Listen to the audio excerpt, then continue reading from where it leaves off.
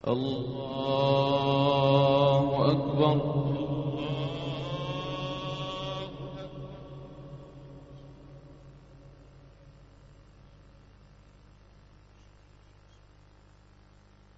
الحمد لله رب العالمين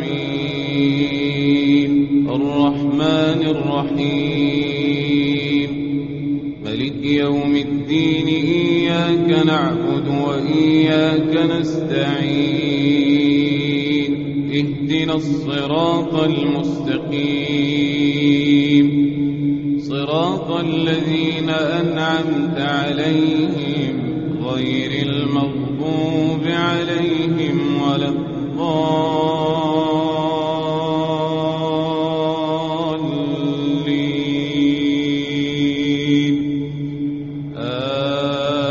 آمين. ولا تجادلوا أهل الكتاب إلا بالتي هي أحسن إلا الذين ظلموا منهم وقولوا آمنا بالذي أنزل إلينا وأنزل إليكم وإلهنا وإلهكم واحد ونحن له مسلمون. وكذلك أنزلنا إليك الكتاب فالذين آتيناهم الكتاب يؤمنون به ومن هؤلاء من يؤمن به وما يجحد بآياتنا إلا الكافرون. وما كنت تتلو من قبله من كتاب ولا تخطه بيمينك إذا لارتاب المبطلون بل هو آيات بينات في صدور الذين أوتوا العلم وما يجحد بآياتنا إلا الظالمون. وقالوا لولا أنزل عليه آيات من ربه قل إنما الآيات عند الله وإنما أنا نذير مبين. أولم يكفهم أنا أنزلنا عليك الكتاب يتلى عليهم إن في ذلك لرحمة وذكرى لقوم يؤمنون. قل كفى بالله بيني وبينكم شهيدا يعلم ما في السماوات والأرض والذين آمنوا بالباطل وكفروا بالله أولئك هم الخاسرون.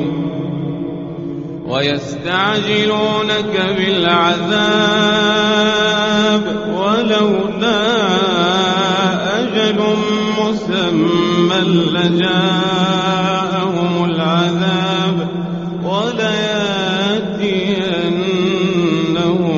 بغتة وهم لا يشعرون.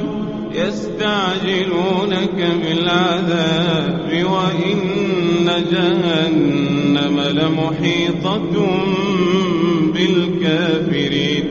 يوم يغشاهم العذاب من فوقهم ومن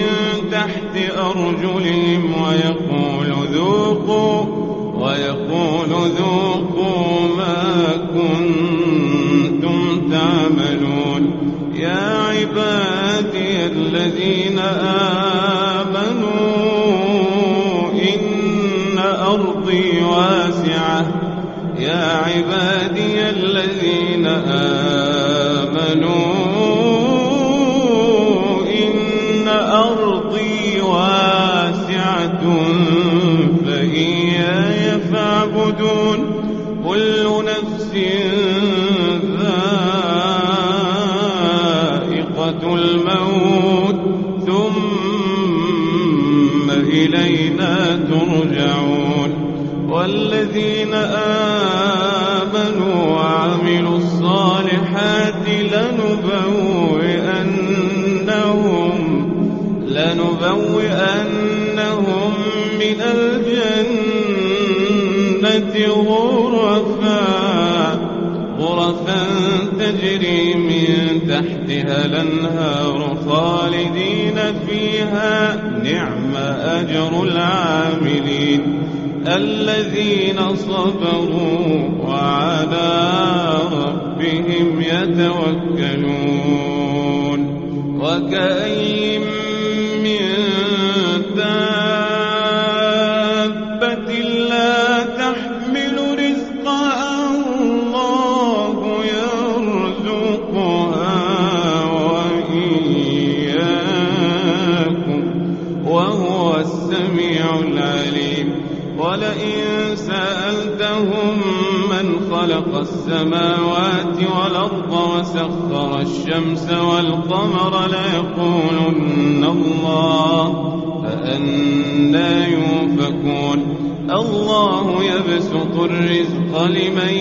يشاء من عباده ويقدر له إن الله بكل شيء عليم ولئن سألتهم من نزل من السماء ماء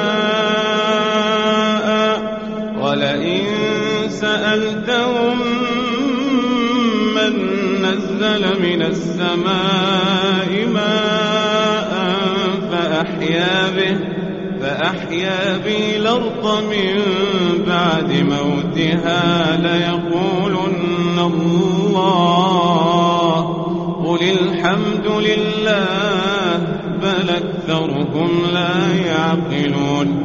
وما هذه الحياة الدنيا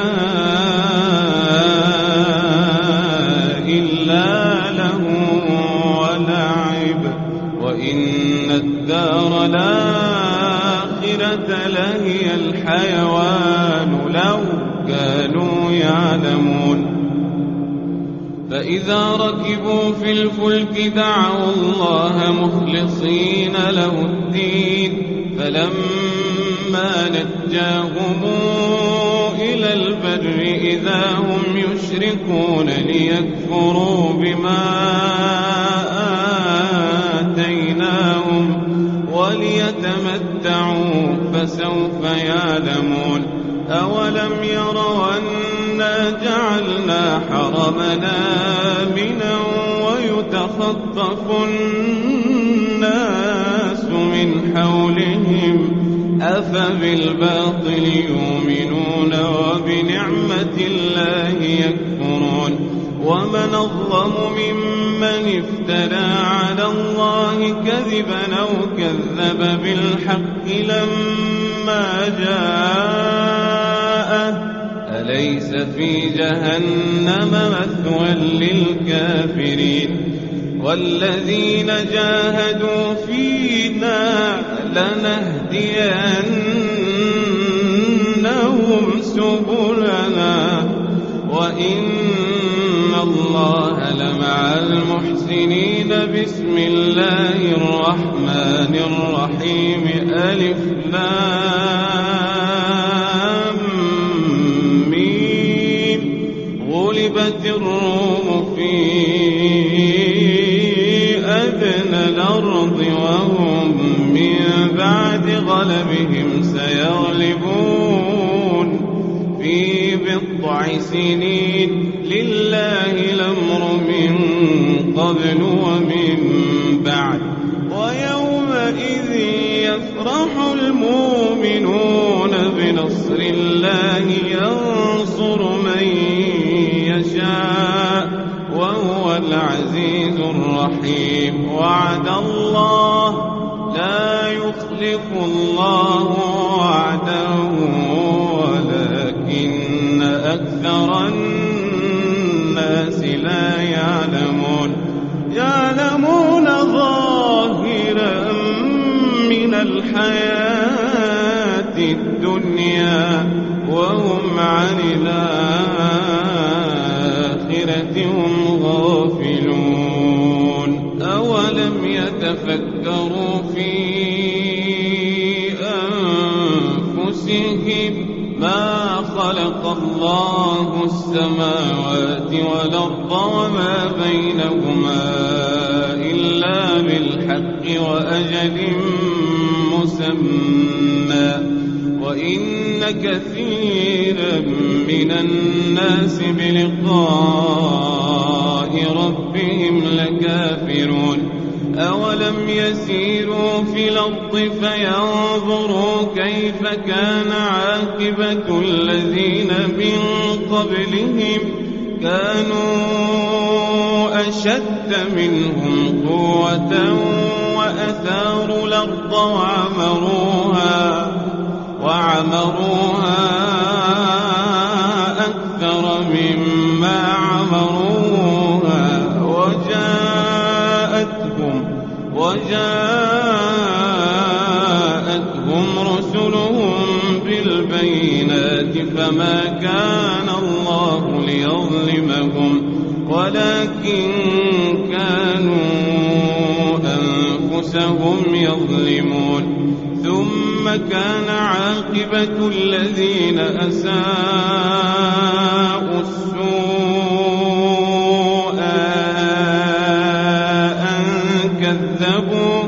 أن كذبوا بآيات الله وكانوا بها يستهزئون الله يبدأ الخلق ثم يعيده ثم إليه ترجعون ويوم تقوم الساعة يبلس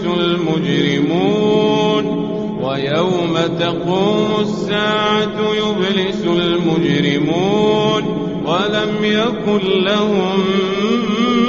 من شركائهم شفعاء وكانوا بشركائهم كافرين ويوم تقوم الساعة يومئذ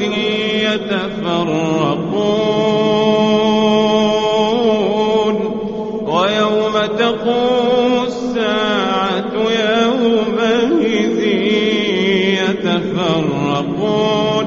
فأما الذين آمنوا وعملوا الصالحات فهم في روضة يحبرون وأما الذين كفروا وكذبوا بآياتنا ولقاء الآخرة فأولئك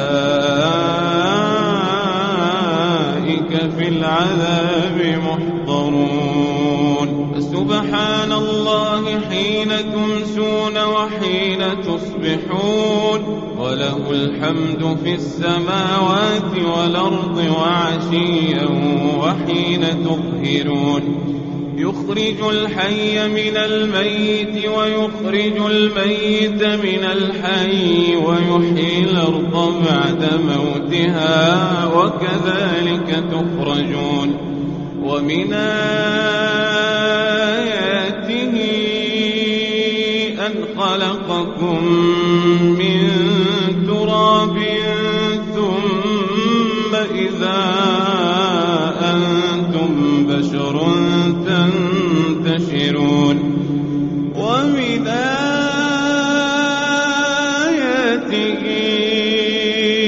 أن خلق لكم من أنفسكم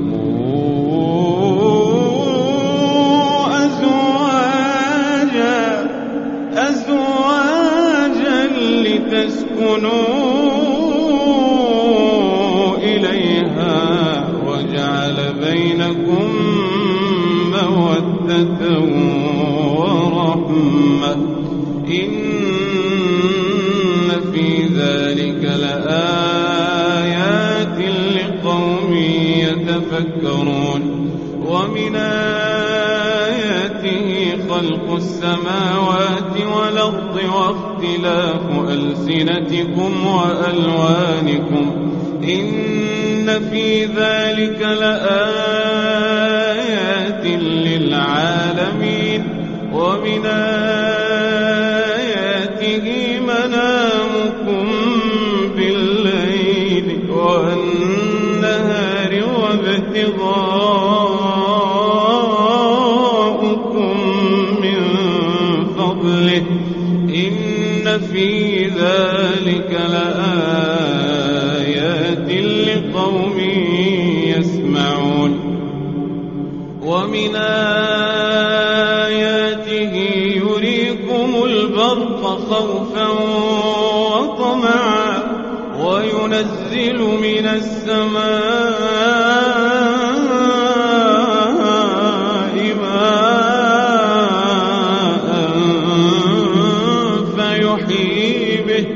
فيحيي به الأرض بعد موتها إن في ذلك لآيات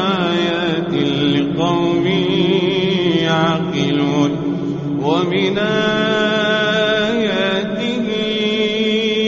أن تقوم السماء والأرض بأمره ثم إذا دعاكم دعوة من الأرض إذا أنتم تخرجون وله من في السماوات والأرض كل له قانتون وهو الذي يبدأ الخلق ثم يعيده وهو أهون عليه وله المثل الأعلى في السماوات والأرض وهو العزيز الحكيم ضرب لكم مثلا من أنفسكم هل لكم مما ملكت أيمانكم من شركاء فيما رزقناكم فأنتم فيه سواء تخافونهم كخيفتكم أنفسكم كذلك نفصل الآيات لقوم يعقلون بل اتبع الذين ظلموا أهواءهم بغير علم فمن يهدي من ضل الله وما لهم من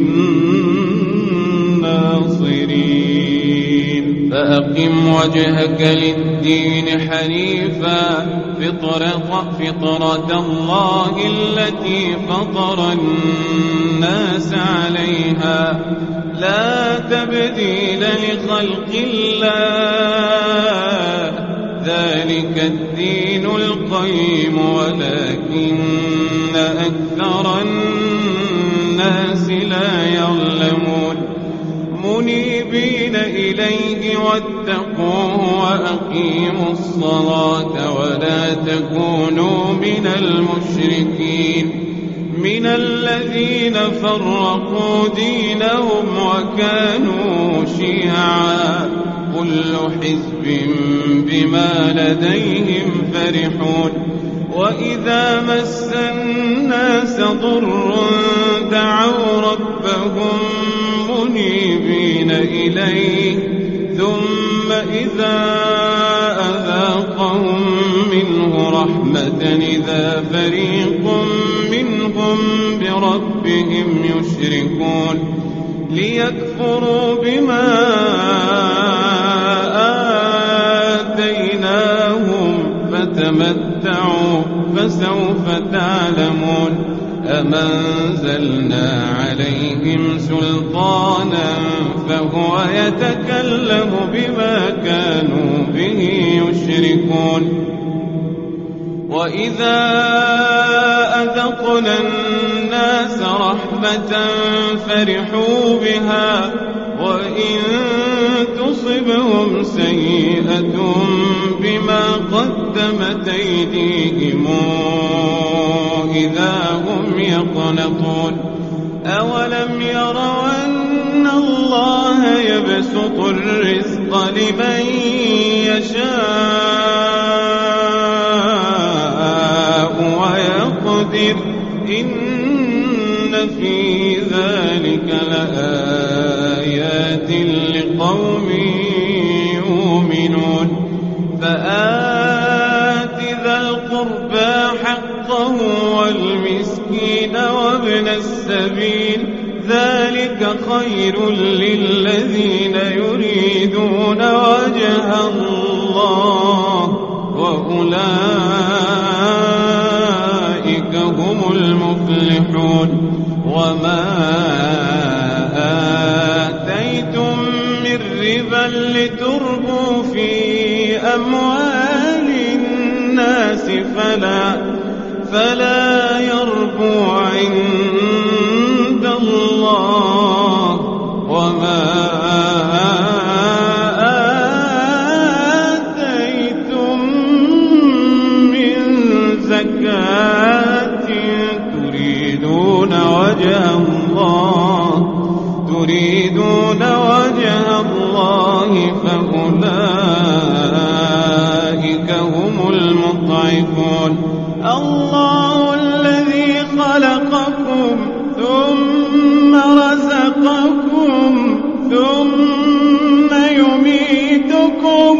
ثم يحييكم هل من شركائكم من يفعل من ذلكم من شيء هل من شركائكم من يفعل من ذلكم من شيء الله الذي خلقكم ثم رزقكم ثم يميتكم ثم يحييكم هل من شركائكم من يفعل من ذلكم من شيء سبحانه وتعالى عما يشركون ظهر الفساد في البر والبحر بما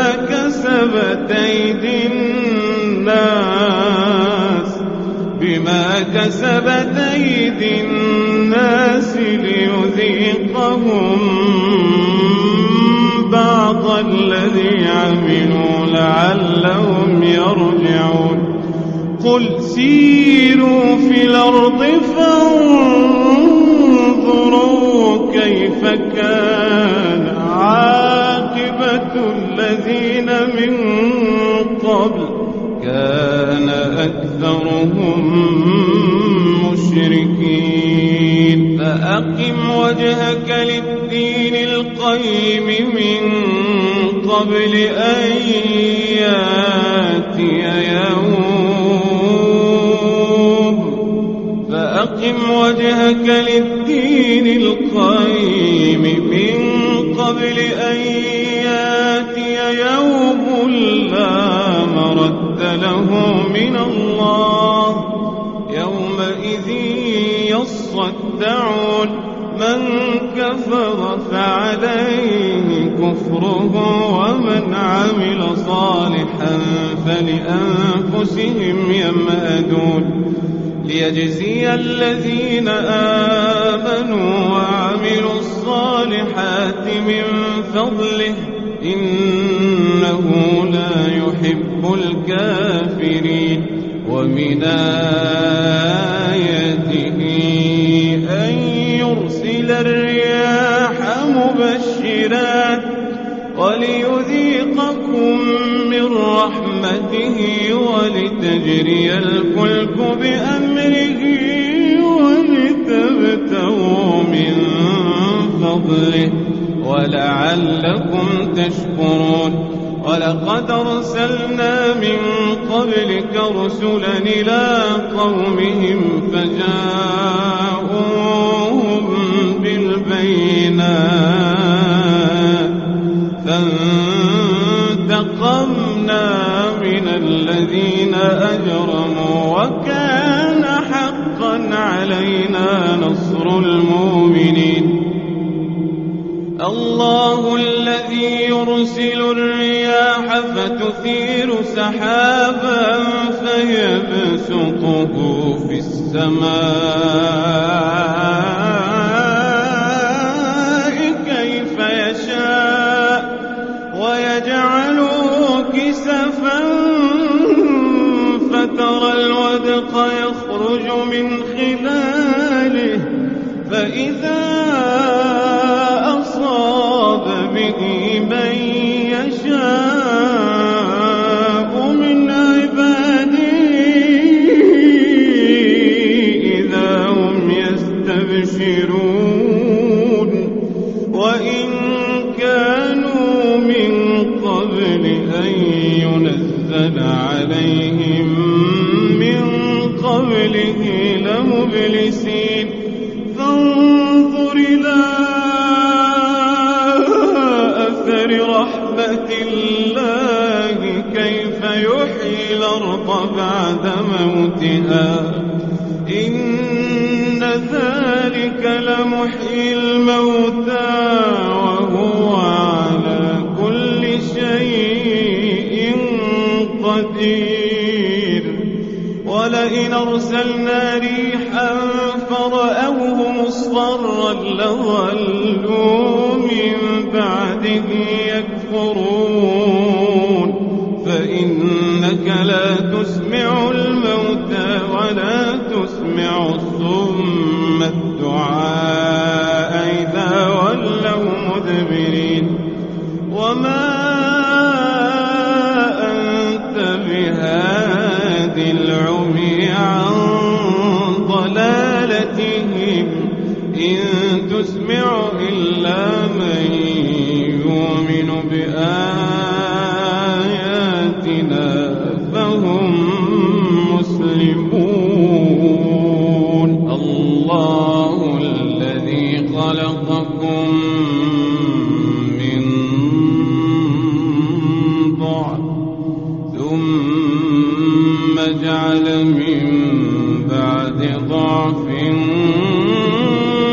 قوة ثم جعل من بعد قوة ضعفا وشيبة يخلق ما يشاء وهو العليم القدير. ويوم تقوم الساعة يقسم المجرمون ما لبثوا غير ساعة كذلك كانوا يؤفكون. وقال الذين أوتوا العلم والإيمان لقد لبثتم في كتاب الله إلى يوم البعث فهذا يوم البعث ولكنكم كنتم لا تعلمون. فيومئذ لا تنفع الذين ظلموا معذرتهم ولا هم يستعتبون. ولقد ضربنا للناس في هذا القرآن من كل مثل ولئن جئتهم بآية ليقولن الذين كفروا إن أنتم إلا مبطلون. كذلك يطبع الله على قلوب الذين لا يعلمون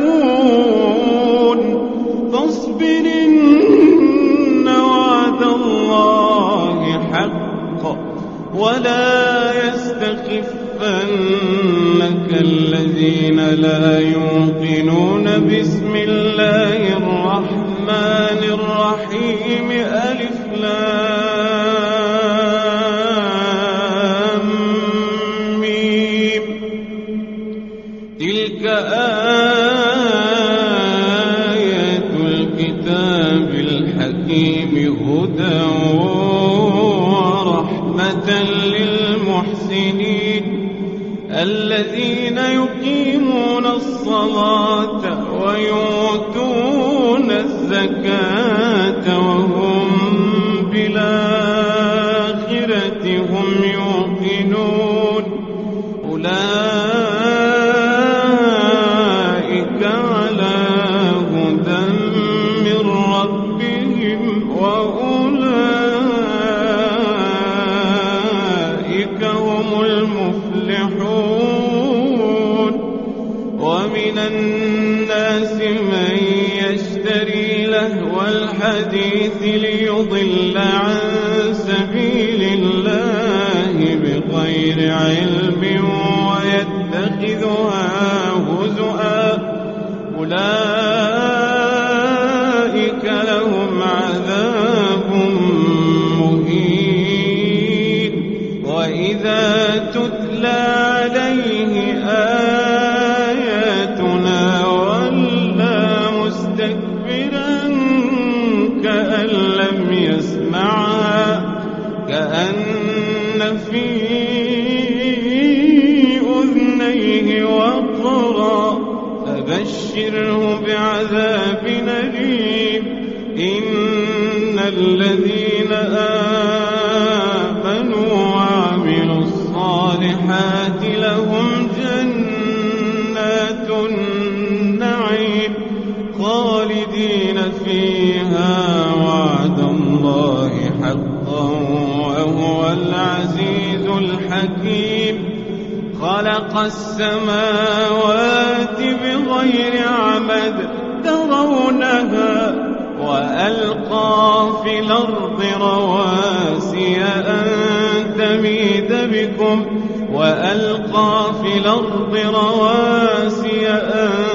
تميد بكم وبث فيها من كل دابة وأنزلنا من السماء ماء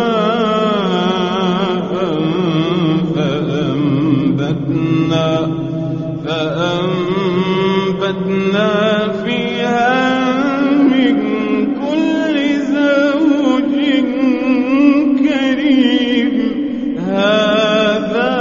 خلق الله فأروني ماذا خلق الذين من دونه بل الظالمون في ضلال مبين ولقد آتينا لقمان الحكمة أن اشكر لله ومن يشكر فإنما يشكر لنفسه ومن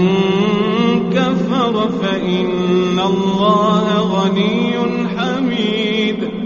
وإذ قال لقمان لابنه وهو يعظه يا بني لا تشرك بالله إن الشرك لظلم عظيم ووصينا الإنسان بوالديه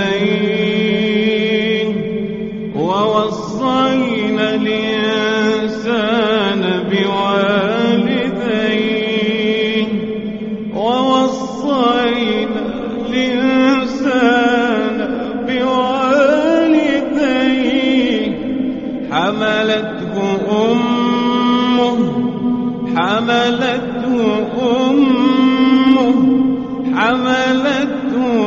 أمه حملته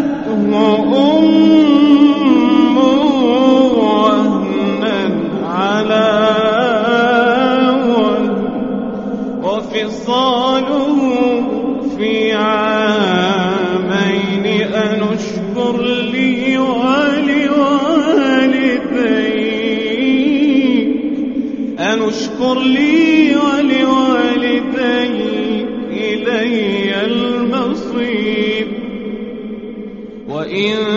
جاهداك على أن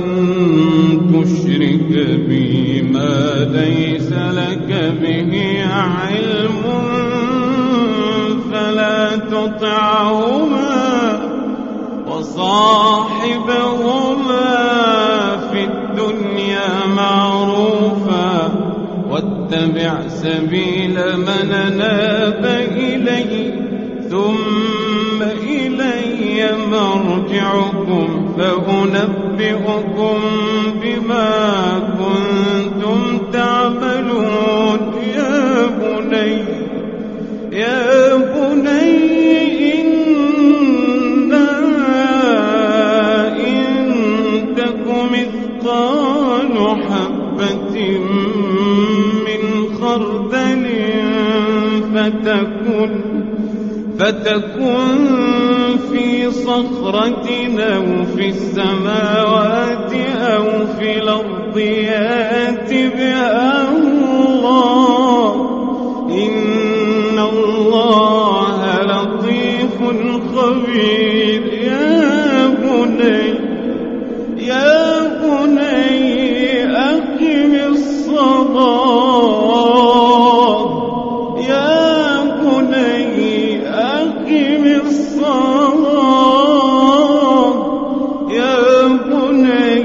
أقم الصلاة وأمر بالمعروف وانهى عن المنكر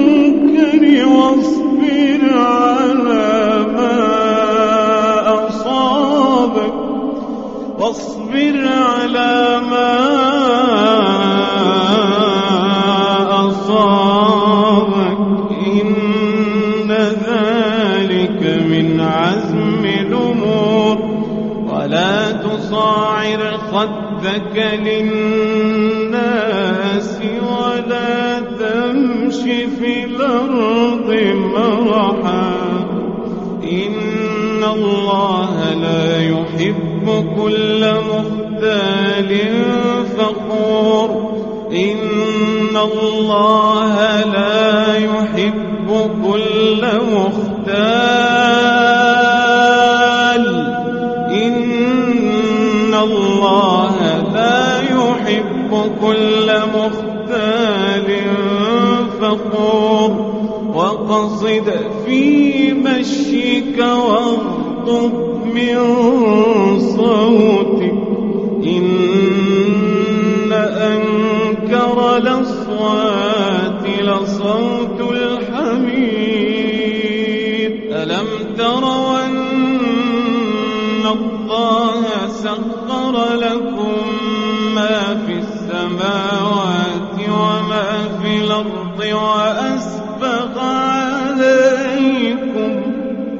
وأسبغ عليكم نعمه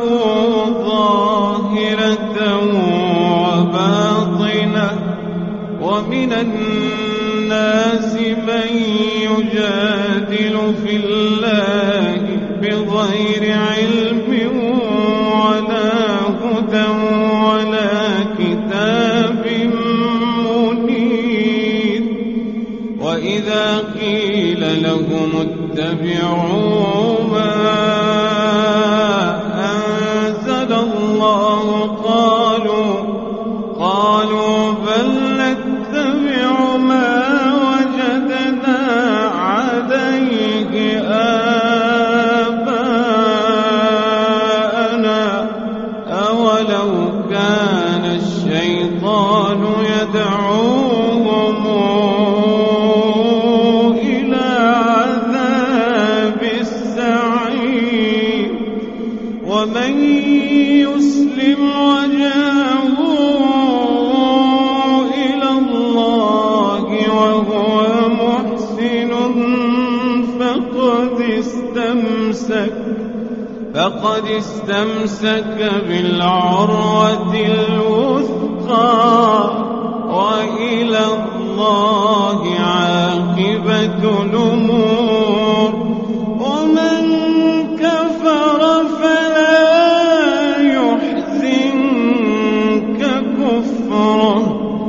إلينا مرجعهم فننبئهم بما عملوا إن الله عليم بذات الصدور نمتعهم قليلا ثم نضطرهم إلى عذاب غليظ ولئن سألتهم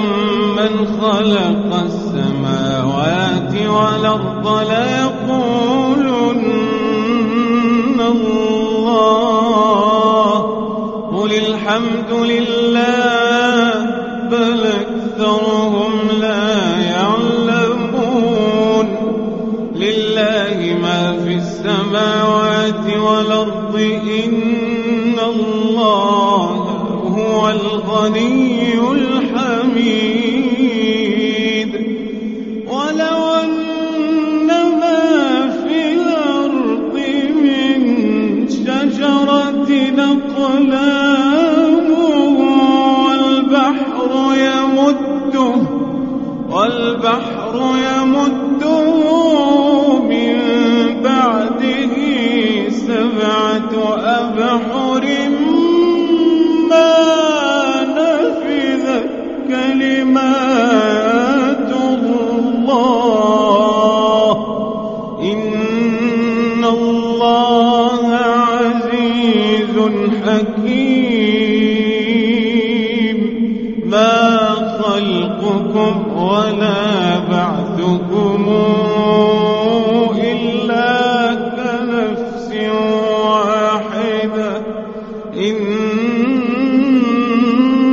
الله سميع بصير ألم تر أن الله يولج الليل في النهار ويولج النهار في الليل وسخر الشمس والقمر كل يجري إلى أجل مسمى وأن الله بما تعملون خبير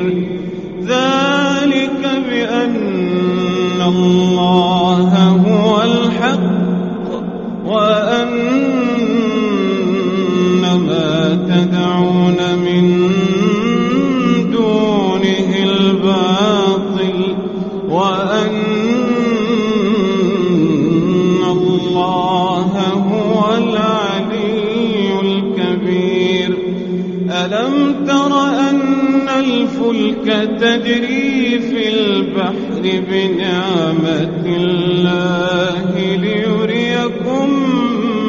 من آياته إن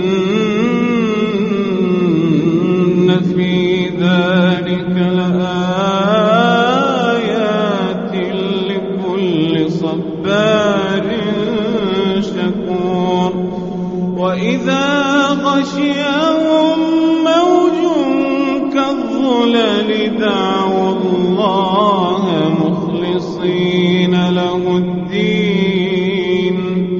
فلما نجاهم إلى البر فمنهم مقتصد وما يجحد بآياتنا إلا كل ختار كفور يا أيها الناس اتقوا ربكم واخشوا يوما لا يجزي والد عن ولده ولا مولود هو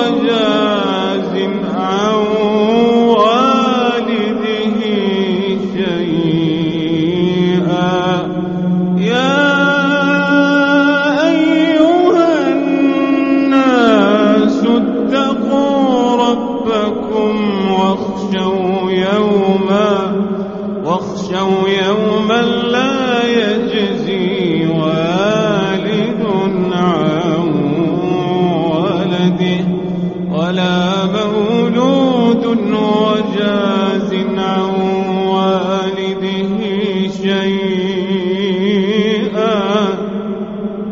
إن وعد الله حق